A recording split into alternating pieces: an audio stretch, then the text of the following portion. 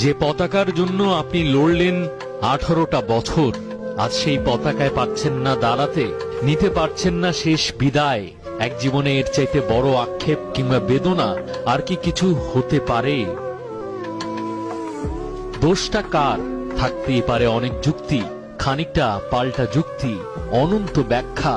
তর্কযুক্তি মেনে যদি ধরেও নেই সব দোষ সাকিবেরই, তবু এখন থেকে বহু বছর পরে যখন এই ইতিহাসটা ক্রিকেটার সাকিবকে মনে রাখার মতো একটা গুড বাই না বলতে পারার প্রেক্ষাপটটা আসবে সামনে, আক্ষেপ কি হারিয়ে যাওয়া শৈশবের মতো বুকের বাম দিকে মোচড় দেবে না একটু?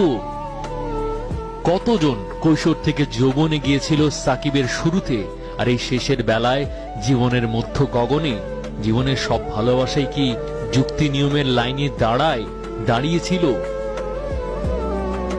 বিদায়টা রূপকথার মতো না হলেও ক্যারিয়ারটা তো তাই ছিল।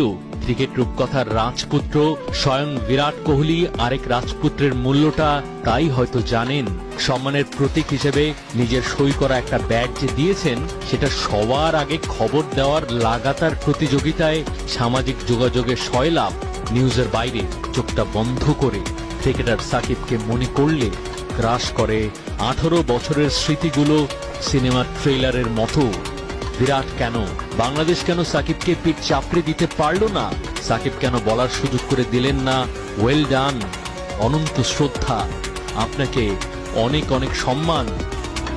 গুণীর গুণ করতে পারে না, নাকি গুণী ধরে রাখ